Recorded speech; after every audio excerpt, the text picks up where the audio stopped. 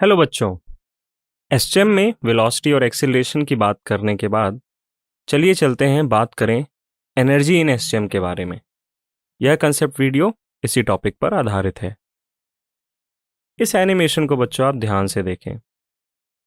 Pink colour का एक box कुछ पर्टिकुलर वेलोसिटी से आता है और हमारी स्प्रिंग को कंप्रेस करता है। इस सेटअप में बच्चों हम किसी भी तरीके के डैम्पिंग फोर्स को एज्यूम नहीं करेंगे। हम मान सकते हैं कि फ्रिक्शन 0 है। तो बच्चों हो क्या रहा है यहाँ पर, आपको समझाना चाहूँगा कि ब्लॉक v वेलोसिटी से आता है तो उसकी कुछ काइनेटिक एनर्जी होती है और वह अपनी सारी की सारी काइनेटिक एनर्जी यूज़ कर लेता है स्प्रिंग को कंप्रेस करने में। आप देख सकते हैं जब वो स्प्रिंग को कंप्रेस करता है तो स्प्रिंग की पोटेंशियल एनर्जी बढ़ जाती है। बच्चों, ये एक जनरल फैक्ट है कि किसी सिस्टम में अगर आप वर्क करेंगे एक्सटर्नली तो उस सिस्टम की पोटेंशियल एनर्जी बढ़ेगी। अब बच्चों कुछ मैथमेटिकल एनालिसिस कर लें। मान लेते हैं कि बिना किसी कंप्रेशन और इलॉन्गेशन के आपके स्प्रिंग ब्लॉक सिस्टम का सेंटर ऑफ ऑसिलेशन या मीन पोजीशन ओ पर है। हम उसे स्ट्रेच करते हैं बी तक और स्ट्रेच करने के बाद अगर हम रिलीज करें तो वह ओरिजिन के लेफ्ट साइड यानी सी पॉइंट तक जाता है। स्प्रिंग की नॉर्मल या नेचुरल लेंथ है ओ तक की। आप देख सकते हैं यहाँ पे हमने एरो से रिप्रेजेंट करा है स्प्रिंग की ओरिजिनल लेंथ को। तो बच्चों, जब भी अगर आप स्प्रिंग को कंप्रेस करेंगे या स्ट्रेच करेंगे तो depending upon the amount of elongation and compression spring एक रीस्टोरिंग फोर्स लगाएगा and that restoring force will be equal to F is equal to minus KX। अब चूंकि हमें पता है कि यह spring block system simple harmonic motion perform कर रहा है, लेट्स एनालाइज कि इस ब्लॉक को डिस्प्लेस करने के लिए हमें कितना वर्क करना होगा। So work done by force F during a displacement of block from x to x plus dx। आप मान लें कि किसी जनरल पोजीशन x से हम उसे थोड़ा सा आगे खिसकाएं। थोड़ा सा मतलब कितना आगे, dx लेंथ जितना आगे अगर हम डिस्प्लेस करें तो हमें ब्लॉक पे लगने वाले स्प्रिंग फोर्स के अगेंस्ट कितना काम करना होगा। बच्चों, we have to work a small amount dw which is equal to F dot dx। तो हमें मिलता है एक expression dw is equal to minus KX dx। The work done in a displacement from x is equal to 0 to x। अब अगर हम x equal to 0 यानी कि मीन पोजीशन से एक पर्टिकुलर सिग्निफिकेंट डिस्प्लेसमेंट x तक की बात करें तो बच्चों हमें अपने स्मॉल वर्क डन dw को इंटीग्रेट करना पड़ेगा 0 से x तक। आपके मन में प्रश्न आया होगा कि सर हम डायरेक्ट फोर्स इनटू डिस्प्लेसमेंट क्यों नहीं कर सकते। बच्चों, फोर्स इनटू डिस्प्लेसमेंट हम यहाँ डायरेक्ट इसलिए नहीं कर सकते क्योंकि बच्चों जो हमारा फोर्स है वो पोजीशन डिपेंडेंट है।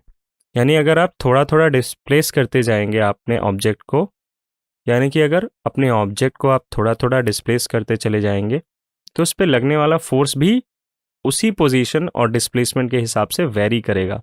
यानी कि हमारा डिस्प्लेसमेंट और फोर्स दोनों ही वेरिएबल हैं और ऐसे केस में फोर्स और डिस्प्लेसमेंट जिस वेरिएबल पे डिपेंड करेंगे उस वेरिएबल के रिस्पेक्ट में हम दोनों के प्रोडक्ट को इंटीग्रेट करेंगे विद इन प्रॉपर लिमिट्स। इस कारण से हम यहाँ पे इंटीग्रल यूज कर रहे हैं। तो बच्चों वापस आते हैं अपने एक्सप्रेशन पे।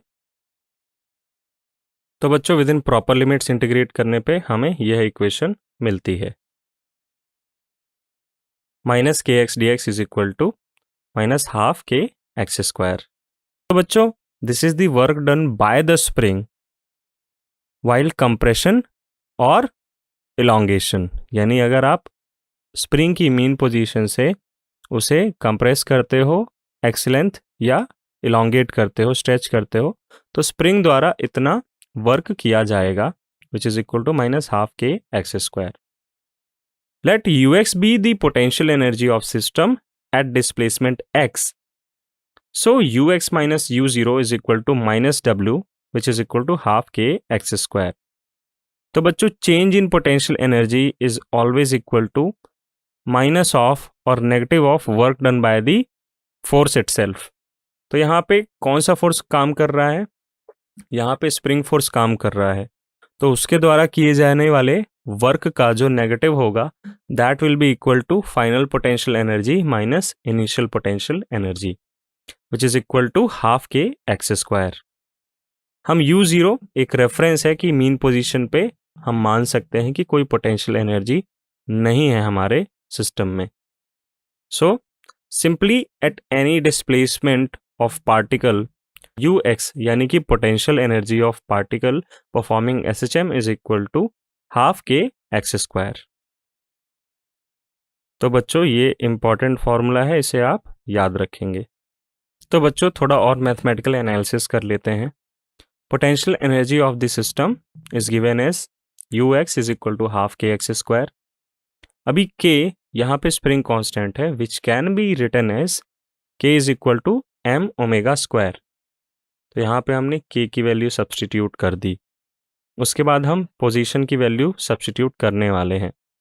A particle performing simple harmonic motion, its position with respect to the center of oscillation can be written as by this general equation x is equal to a sin omega t plus phi।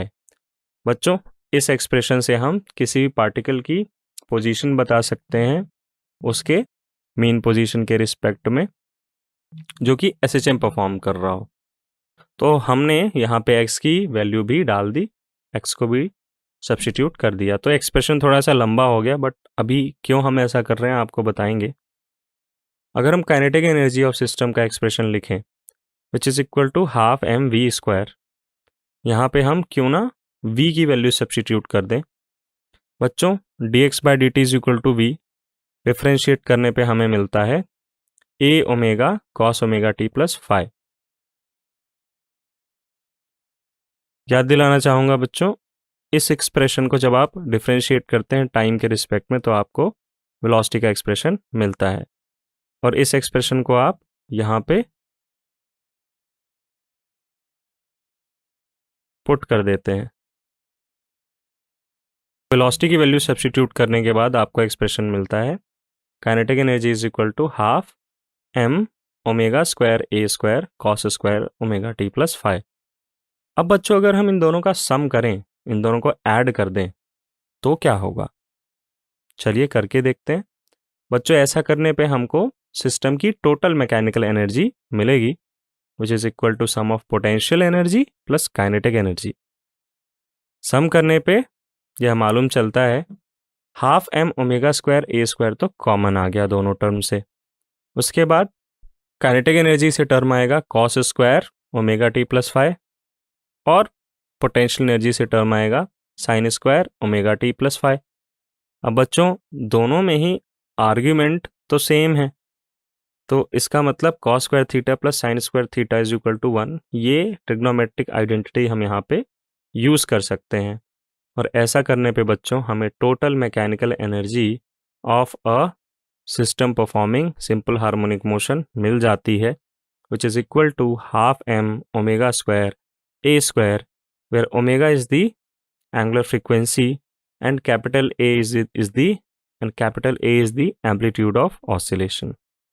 और अगर हम देखें इस expression को तो यहाँ पे कहीं पे भी T नहीं आ रहा है, यानी total mechanical energy at any time T is independent of T।